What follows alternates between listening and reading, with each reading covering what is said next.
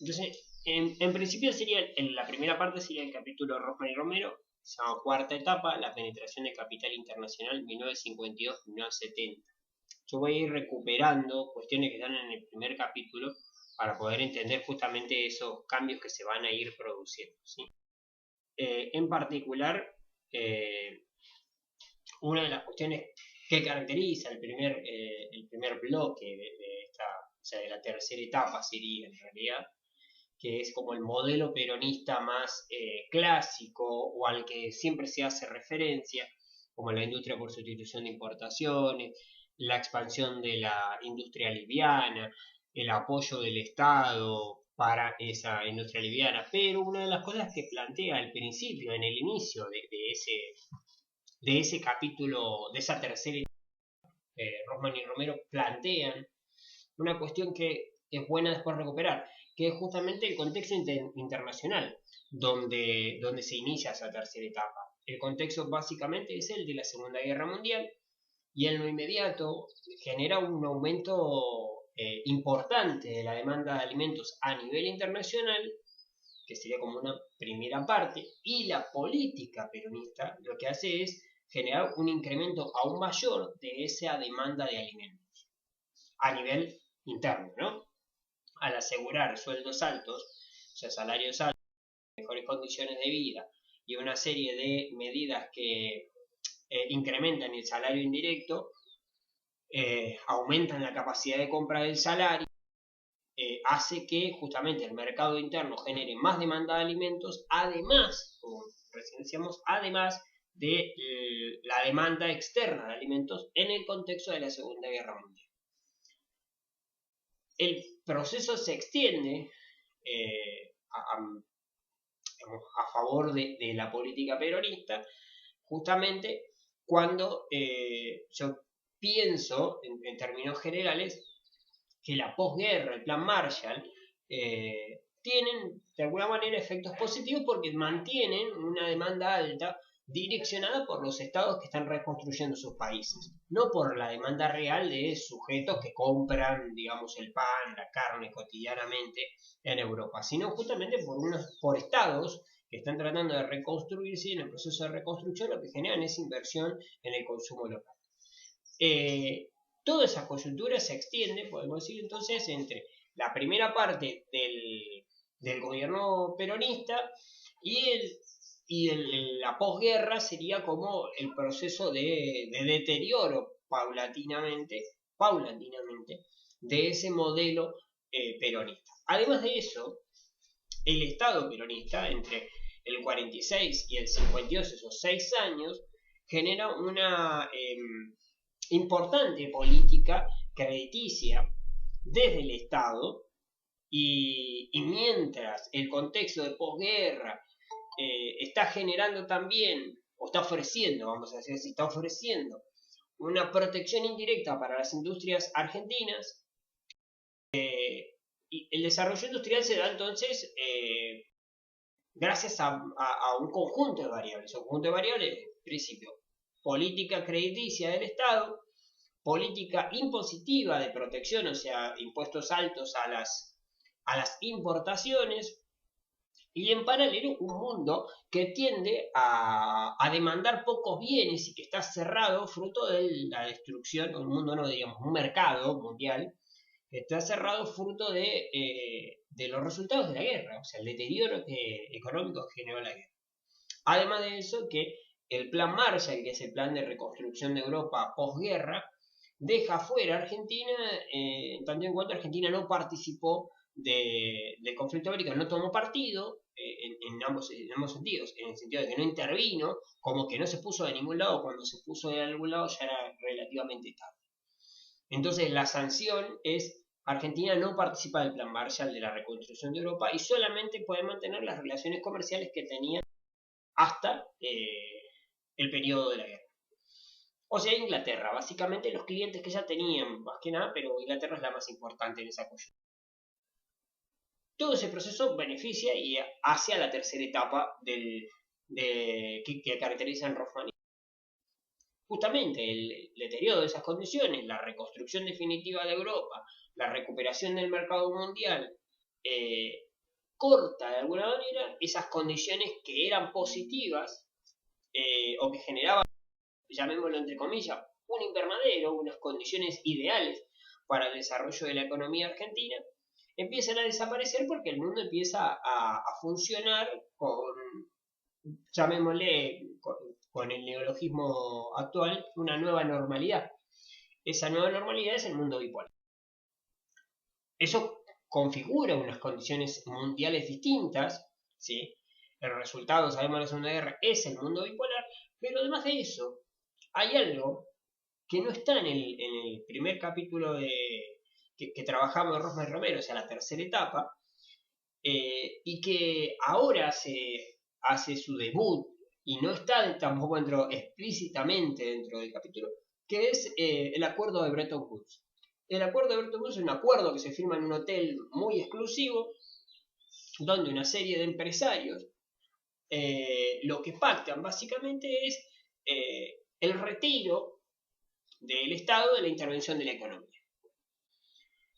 La emergencia futura de organismos multilaterales de crédito a futuro, Banco Mundial y Fondo Monetario Internacional, y que de alguna manera lo que van a hacer es tratar de retirar al Estado como ente crediticio y dejar el libre juego otra vez de oferta y de demanda. Es la instalación del neoliberalismo. La particularidad de la instalación del neoliberalismo es que es contemporánea, y esto es básico para poder entender, al mejor momento que va a tener el estado de bienestar, o sea, su némesis. O sea, el mejor momento del estado de bienestar es la posguerra, hasta los 70, a nivel internacional. Pero es justamente en el mismo momento donde emergen, ¿sí?, la semilla de lo que va a ser el neoliberalismo. Por lo tanto, por decir una tontería, el día de nacimiento del estado de bienestar está firmado el acta de defunción del estado de bienestar, que es el neoliberalismo. De ahí en adelante es donde comenzamos con esta cuarta etapa. Entonces, una de las cuestiones que marca, ¿sí?, es justamente el quiebre del bloque de poder. El quiebre del bloque de poder es el conflicto, por una parte, con un sector de los militares que no vea bien la acumulación de poder en torno de Perón. En la lógica militar eso no está bien visto. Del otro lado, el otro pilar del bloque de poder justamente es la Iglesia, que apoyó a Perón en torno a que Perón era el representante del anticomunismo. Pero el conflicto en torno a la muerte de Evita hace que el peronismo se separe de la Iglesia, choque con la Iglesia, tenga grandes conflictos y haga de la Iglesia un enemigo. Entonces ya dos partes de ese bloque de poder muestran cierta inquietud. La crisis que se inicia del 51 en adelante en términos económicos, vinculada a la inflación y a la falta de capitales para la inversión en la industria, o sea, una saturación del modelo que tenían en la tercera etapa, hace que el Estado busque capitales extranjeros, o sea, fomento de instalación de capitales extranjeros. Algo que durante la tercera etapa consideraba parte del imperialismo, de los oligarcas, entonces había que fomentar la industria nacional y el capital debía ser nacional y el Estado iba a apoyar el desarrollo del capital nacional. Ahora el Estado se encuentra con que la única solución es reclamar al capital internacional, lo que le genera otro conflicto al interno de su bloque de poder. Un sector de los trabajadores peronistas que apoyaron todo ese modelo y que de alguna manera quedaron convencidos de ese discurso anti-internacional, ahora se encuentran con que el propio general está convocando a los capitales internacionales. Algo que le genera conflicto al interior del propio bloque de poder peronista. O sea, el propio peronismo se resiste a la decisión de Perón. Para que después no parezca una novedad en el 70, el conflicto entre Perón y peronismo, ya existe. Bien, lo que recién mencionamos, una caída en la demanda de alimentos, por lo tanto hay un modelo de crisis importante que lo que marca es el agotamiento de la industria por sustitución de importaciones. Esto es muy simple de comprender si uno hace un esfuerzo, o sea, yo puedo cubrir el mercado interno, puedo generar demanda dentro del mercado interno y las industrias se desarrollan. Hasta ahí todo es un desarrollo endógeno, allá per se. ¿Cuál es el salto necesario para esa industria?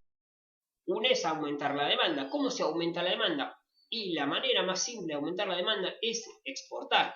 Pero acá se pone en evidencia que el desarrollo industrial de la industria, el desarrollo de la industria peronista, está básicamente asociado, ¿sí?, al mercado interno, y que además de eso no generó una gran actualización tecnológica. Por lo tanto, esta industria que acaba de saturar el mercado argentino no es de gran competitividad a nivel internacional.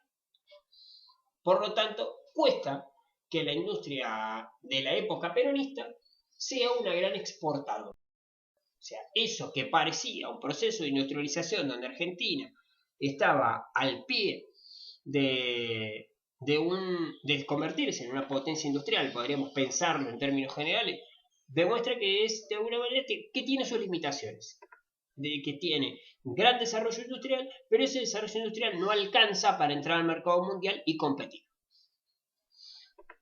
La otra cuestión que de alguna manera mencionábamos recién es que empieza a entrar en crisis el sistema de arbitraje, o sea, el Estado como árbitro en las relaciones capitalistas. Entonces aparece un sector de obreros combativos, podemos decir, un movimiento obrero ya no tan leal a Perón, sino más críticos, todavía sin dejar de ser del todo peronista, además de la emergencia paulatina del Partido Comunista, que tiene una relevancia no menor en la coyuntura justamente de la Guerra Fría, ¿no? O sea, podríamos decir en pocas palabras, el triunfo de la Unión Soviética a nivel mundial, reconocida como la segunda potencia, o una de las dos, ni siquiera diría la segunda, una de las dos potencias. La caída del consumo y el aumento de la productividad, que justamente es lo que se busca de alguna manera para sostener la situación de inflación y, bueno, frenar parte de esa, lo que se conoce como economía caliente. Y una de las opciones es aumentar la productividad. El aumento de la productividad se hace en este contexto a costa, básicamente, de las condiciones laborales de los trabajadores. Por lo tanto, genera un conflicto entre el movimiento obrero, principal aliado del Estado peronista. Entonces, una de las cuestiones que podemos mencionar así en síntesis, el modelo de Perón estaba estrechamente ligado a la alta demanda externa de alimentos, que se frena con el proceso de posguerra.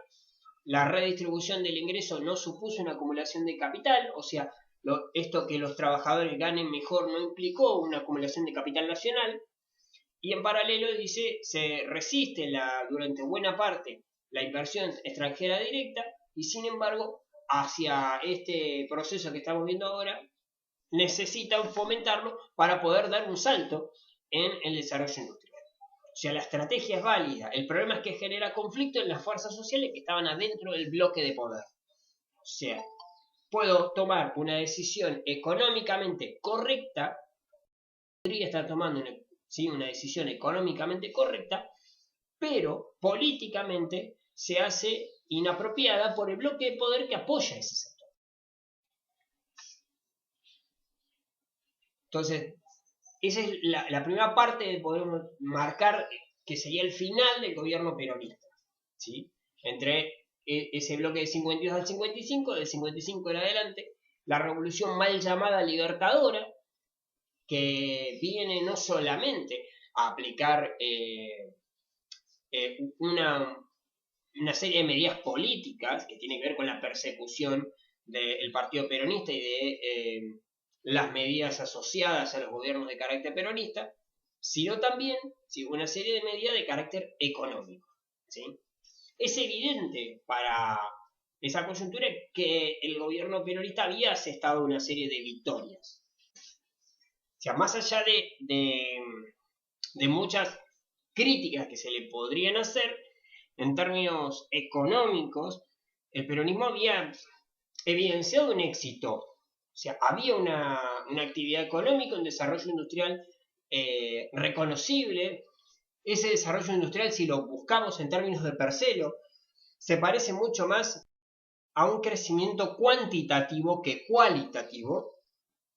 Y ese es justamente el punto de su limitación, porque el desarrollo que se produce en general es un aumento de la producción industrial sobre la base existente, o sea, sobre la maquinaria ociosa, la maquinaria que no se está usando. Entonces, yo llevo una máquina capaz de producir 1000 por día, pero que estaba produciendo 400, la llevo a producir 1000. E incluso la llevo a producir 1100, la exijo, la sobreexijo. De esa manera yo genero un desarrollo industrial, pero ese desarrollo industrial es cuantitativo, es de producción industrial de lo mismo que había. En cambio, cuando lo que estamos buscando es un desarrollo cualitativo, el peronismo, si bien mostró ciertos tintes de desarrollo cualitativo, fue mucho más boyante la actitud con respecto a un desarrollo cualitativo. Me refiero a sectores de la industria que no tenía, ¿sí? No hay un gran desarrollo de industrias nuevas, sino que el gran desarrollo industrial son sobre la base de lo ya existente, ¿sí? O sea, el porcentaje industrial que podríamos ver de la producción total tiene que ver con el desarrollo existente, ¿sí? O con una ampliación de lo que ya está. Y hay sectores menores que están vinculados a estas nuevas industrias que se instalan, pero son pocas, ¿sí? No son tantas en comparación con el resto de la industria. Por eso, en términos simples, el peronismo lo que caracteriza es la industria liviana. La industria pesada aparece justamente después de la mal llamada Revolución Libertadora. Entonces lo que se busca es un mayor grado de inversión extranjera directa, conocido en los textos como IED, ¿sí? La inversión extranjera directa lo que busca en este caso en particular es sobre las industrias básicas, o sea, la producción sobre insumos y energía, en grandes rasgos. Me refiero a la producción de electricidad, la producción de gas, la producción de petróleo, entre algunas de las opciones de industria básica. ¿Por qué? Porque justamente llegué al límite de la producción industrial y uno de los motivos de los por qué llegué al límite es justamente por la incapacidad de producir la energía suficiente para sostener ese desarrollo industrial. Esto es, si quieren compararlo con algo reciente, esto es 2014-2015 en la Argentina. O sea, el desarrollo industrial pone en crisis, ¿sí?, el sistema energético. ¿Por qué? Porque es tanto el desarrollo industrial que se da entre 2003 y 2015, no solamente por la ampliación de lo que ya existía, sino por la instalación de nuevas empresas, que lo que se llega es al límite de la producción eléctrica. En realidad el gran problema que tiene el kirchnerismo, por ejemplo, en comparación con el peronismo, es que no tiene un problema de generación de electricidad o de energías, sino de transferencia de esa electricidad. O sea, produce energía de alto voltaje, pero no la puede llevar a las casas. El sistema eléctrico todavía no está en condiciones de poder llevar tanta cantidad de electricidad generada. Entonces, el problema que tiene es problemas de transferencia. Eso fue aquel apagón después que tuvimos, justamente ¿por qué? Porque había bajado tanto el consumo de electricidad fruto de las medidas que había tomado el gobierno macrista, que lo que hizo fue explotar en cuanto a que se generaba, y la electricidad no se puede acumular, entonces se generaba mucho más de lo que se podía consumir. Sigamos entonces con el peronismo y el posperonismo. Entonces se produce un proceso de reactivación económica y modernización de los 50 en adelante. La búsqueda de la modernización está vinculada a la aplicación de políticas de carácter taylorista.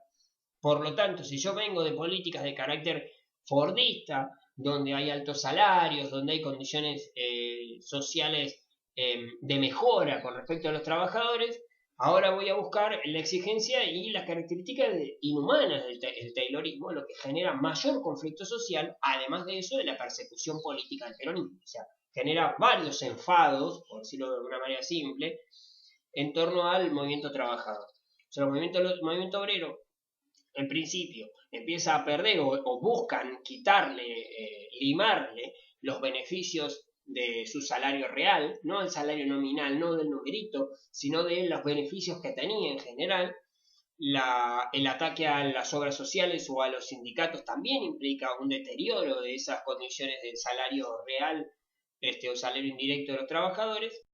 Además de eso, la persecución del partido que los representa en general. Eso en torno a la cuestión social y política. Si además de eso en cuestiones económicas y mi bolsillo lo siente, genera mayor conflicto y por lo tanto huelgas mucho más fuertes, lo que también hace de un deterioro de esta reactivación económica o modernización. Lo que se pone en crisis en esa etapa justamente de esa coyuntura es la industria tradicional. Aquello que el peronismo todavía por las condiciones que les ofrecía de protección o de alto nivel de consumo en el mercado interno, le estaba generando condiciones que le permitían sobrevivir a esta industria tradicional. Bueno, la industria tradicional que el peronismo todavía protegía, con el 50 en adelante empiezan a deteriorarse hasta que con las medidas de la revolución mal llamada libertadora del 55 en adelante, va a arruinar a esa industria tradicional y va a permitir el acceso y un proceso, una tendencia hacia la monopolización o a la concentración en pocas empresas de esos perfiles productivos, o sea, las pequeñas textiles que quizá estaban funcionando y que tenían una estructura de tipo tradicional hasta el 52, del 55 en adelante empiezan a deteriorarse y empiezan a ser destruidas en la lógica de mercado, ¿sí? Y esa destrucción de esas pequeñas industrias tradicionales textiles, los resultados van a manos de las grandes textiles. O sea, se produce una concentración industrial en pocas empresas o en menos empresas que antes, por lo tanto se deteriora mucho la estructura de lo que conocemos como pequeñas y medianas empresas. La política del desarrollismo, que en el caso argentino se encarnan en Frondizi y en Ilia, con grandes diferencias, pero un poco más característico en Frondizi, quedó mucho más vinculado a Frondizi el desarrollismo, lo que busca el incremento, ¿sí?, en esa dependencia tecnológica e industrial que tenía Argentina y busca salir de esa estructura de dependencia de demanda de insumos. Sin embargo, no lo logra y se hace mucho más fuerte. La cercanía entre Frondizi, de hecho, y el peronismo es clara en principio, pero el pedido de préstamo al Fondo Monetario Internacional y las clásicas demandas del Fondo Monetario Internacional de ajuste hacen que esa alianza a oscuras entre Frondizi y el movimiento obrero peronista se quiebre automáticamente y empiecen obviamente las huelgas contra Frondizi. El sector de mayor crecimiento es la industria química, la petroquímica, el petróleo y las automotrices.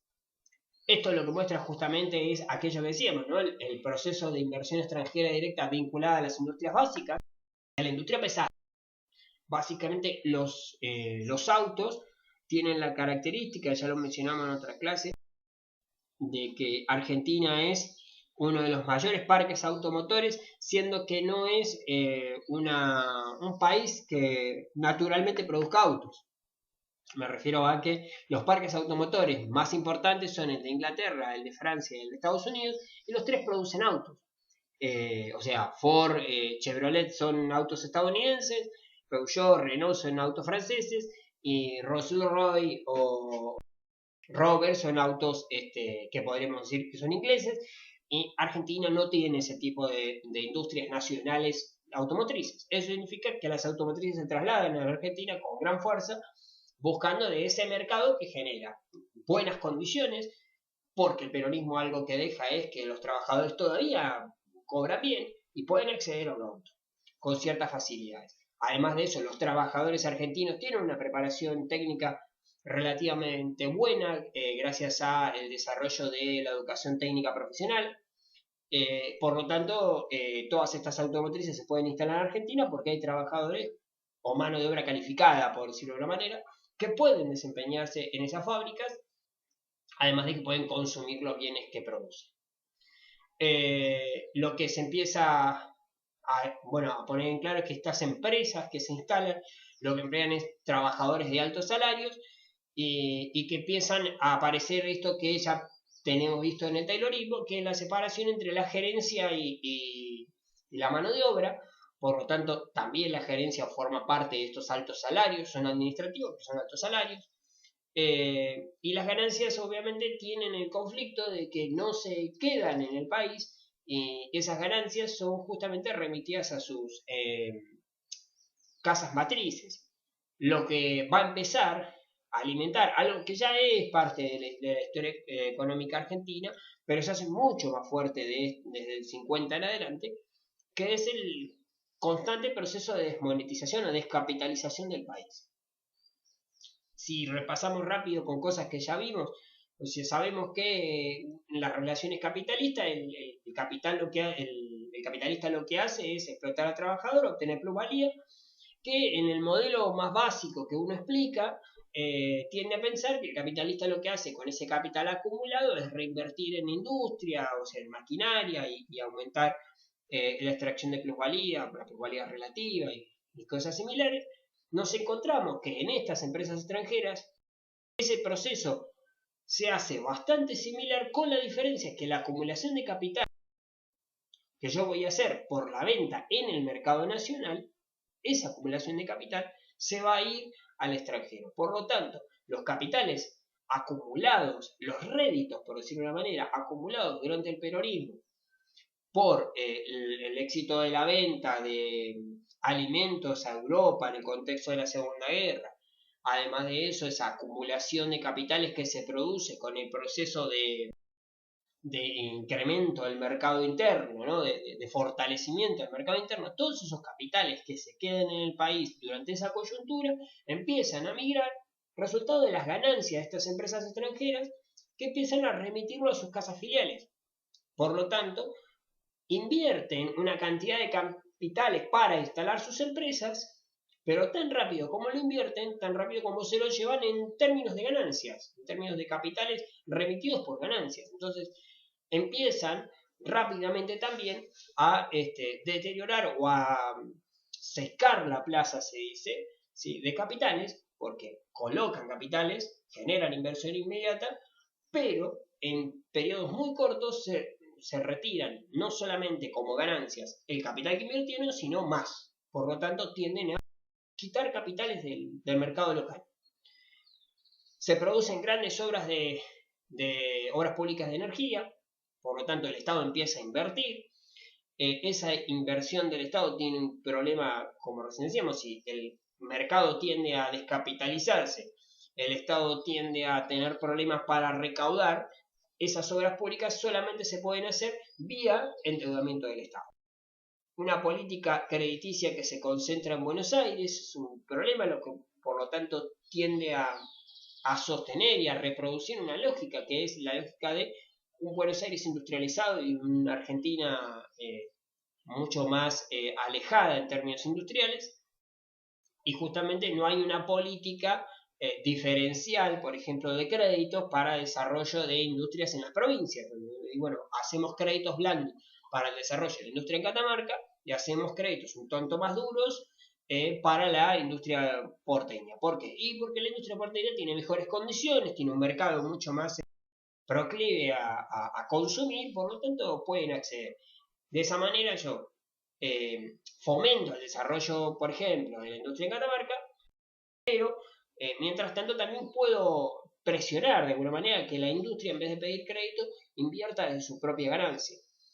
Además de que si pide crédito, bueno, lo va a obtener por una diferencia de porcentaje. Sin embargo, no. Todo lo contrario, la política crediticia termina siendo una política crediticia pro Buenos Aires y sostiene esta diferencia regional o de desarrollo regional.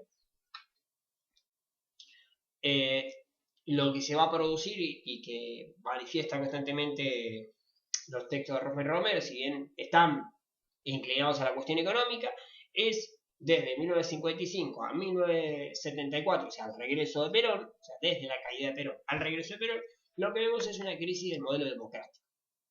Y constantemente hay tanto el radicalismo, que está dividido en dos, el radicalismo intransigente, el radicalismo del pueblo, la CGT, que paulatinamente varias veces se divide en una parte, la famosa CGT democrática, los 62 organizaciones de pie junto a Perón, que serían como el otro sector. Después de eso, cuando las 62 organizaciones controlan la CGT, alrededor de los 60 se quiebra la CGT entre la de las 62 organizaciones y la CGT de los argentinos, que se propone crítica, por lo menos frente a las 62 organizaciones. Las Fuerzas Armadas, o sea, el Ejército, la Marina y la Fuerza Aérea, que tienen conflictos internos en torno a un sector que cree que lo que Perón hizo no está tan mal, pero el problema es Perón, y algunos que directamente creen que está mal lo que hizo Perón y que también está mal Perón. Entonces son un modelo mucho más liberal, más vinculado a la oligarquía, que es donde aparecen apellidos como generales con apellido como Alzogaray, por ejemplo. Y de otro lado, los que son lo que podríamos llamar un poco más nacionalistas, con un carácter un poco más popular, que consideran que el capital dejado por Perón, capital social y económico, tiene sus virtudes y que es explotable. O sea, todos quieren ser Perón, pero nadie quiere que Perón esté.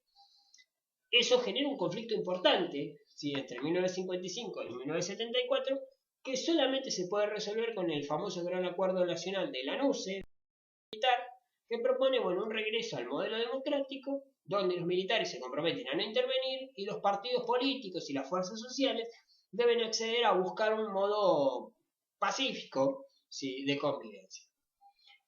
En esos términos se le permite presentarse al peronismo, no a Perón, al peronismo a las elecciones. En esos términos, el ganador de la elección es Cámpora, ¿sí?, un peronista, que automáticamente como presidente autoriza el regreso de Perón, ahora sí, de manera legal, y renuncia 40 días después de haber ganado las elecciones para que se vuelva a llamar las elecciones y Perón pueda ser elegido presidente de nuevo. Esta es la cuestión política, ¿sí? Pero básicamente lo que ponemos en evidencia es que no tiene grandes detalles, porque justamente el texto es un texto de características de historia económica, ¿sí? Pero para hacer una síntesis general es válido recordar eso, que entre el 55 y el 74 lo que siempre está en pugna es el salvar la democracia, cómo hacer para que la democracia, el sistema, el régimen democrático sobreviva. Justamente no es un momento internacionalmente proclive a la democracia, y justamente en la Argentina se ve eso. O sea, en resumen muy rápido, en 1955 tenemos un golpe de Estado que dura un año y al otro año hay un cambio de general que está a cargo. En el 58, o sea, 3 años después del primer golpe de Estado, más allá del cambio de presidente, se llama elecciones. Los militares no pueden contener la protesta social constante. Gobierna a Frondizi y gana las elecciones por una parte del radicalismo, ¿sí?, del 58 al 62, y obviamente está en condiciones de que venga otro golpe de Estado. Por suerte, en ese momento, una coyuntura media rara, el presidente de la Cámara de Senadores se autoproclama presidente frente a la renuncia de Frondizi y evita que el golpe de Estado tome el poder. Guido. O sea, Guido gobierna poco y nada y llama a elecciones buscando otra vez el salvar la democracia. Ilia gobierna entre el 63 y el 66, o sea, solamente 3 años, ¿sí?, y otra vez un golpe de Estado. Un Estado que gobierna en el 66 con una actitud de nos vamos a quedar mucho tiempo, pero que ya en el 68-69, entre los conflictos de la noche y los bastones largos y el cordobazo, pone en evidencia que se deteriora su poder y en el 71 termina renunciando. O sea, 5 años renuncia ese golpe de Estado de Hungría, y del 71 al 74, en una serie de 73, tenemos una serie de varios militares gobernando hasta que la NUCE trata de calmar los ánimos con este gran acuerdo nacional, lo que muestra el deterioro de las instituciones, no solamente de la democracia, de las instituciones en total, del régimen político, para recordar de Luque y Maceo. En el caso del gobierno de Onganía, lo que se aplica fuertemente, algo que ya mencionamos, unas políticas tayloristas, lo que está poniendo en evidencia también es una industrialización sin reequipamiento otra vez. ¿Sí? O sea, si yo aplico taylorismo, lo que estoy haciendo no es actualización tecnológica, sino un cambio en el proceso de trabajo. Eso es lo que va a aumentar, para aquellos que nos preguntemos por qué Argentina nunca se industrializa, es que si el peronismo tenía un detalle que había desarrollado la industria en base a la al capital instalado, del 50 en adelante algún tipo de actualización se produce y de concentración se produce, Pero obviamente cuando ya estamos en el 60, 10 o 15 años después, no hay tampoco una política de reequipamiento, sino una política de cambiar los procesos de trabajo. Significa que otra vez sigo en políticas de no actualización tecnológica en un contexto que ya es el del toyotismo, para que tengamos una idea de la comparación productiva. Argentina está buscando aplicar Taylorismo, una política de 1905-1910, cuando nosotros ya estamos con la crisis del Fordismo, la crisis del Taylorismo a nivel internacional, y está emergiendo el toyotismo, que es la nueva manera de producir o de proceso de trabajo. Una de las cuestiones que está liberando Onganía para tratar de aplicar es el primer intento neoliberal, con algunos tintes todavía de estado de bienestar, pero con modelo liberal. Lo que permite esa lógica neoliberal es la remisión de regalías, o sea, libera que las empresas internacionales puedan sacar sus ganancias cuando quieran. Por lo tanto, a lo que recién mencionábamos, se hace mucho más fuerte, o sea, la remisión de capitales. O sea, cada vez hay menos plata en el país porque justamente ese dinero se retira en condición de ganancias de las empresas internacionales. El problema, según esta lógica, es que hay altos costos laborales. Entonces, como los salarios son muy altos, Argentina no logra un desarrollo industrial o no logra salir de esta crisis. ¿Cómo no se va a reducir el salario? Al otro día vamos a ir a cobrar menos. No, lo que hacemos es generar una devaluación. O sea, a nivel internacional el dólar sube, ¿sí? O sea, el peso baja en realidad, bajo el peso, entonces el salario vale menos con respecto al valor de exportación. Licúo los salarios de esa manera, prohíbo el derecho a huelga, una medida bien fuerte de Onganía, y al congelar los salarios, o sea, yo devalúo, congelo los salarios, prohíbo la huelga, no hay manera de salir de eso, es lo que se conoce como una camisa de 11 varas, lo que va a generar obviamente después un conflicto y un estallido social terrible como es el cordobazo y los dos rosariazos. Se libera la venta de acciones en las empresas buscando esta modernización y la lógica de la bolsa, pero lo que va a hacer es un paulatino proceso de venta de empresas nacionales a capitales extranjeros. O sea, lo que se va a poner en evidencia es que la desnacionalización de la economía. Entonces hay un proceso de concentración empresaria, que es lo que ya planteábamos, o sea, cada vez hay menos empresas para cubrir todo el mercado, por lo tanto hay una tendencia a que los precios sean más caros, porque justamente concentran el monopolio, puede poner el precio que se le antoja, porque no tiene competidores. Y un proceso de lo que ya recién mencionaba, que es la tercerización y la transnacionalización. Hay constante pérdida de la naturaleza de la industria nacional.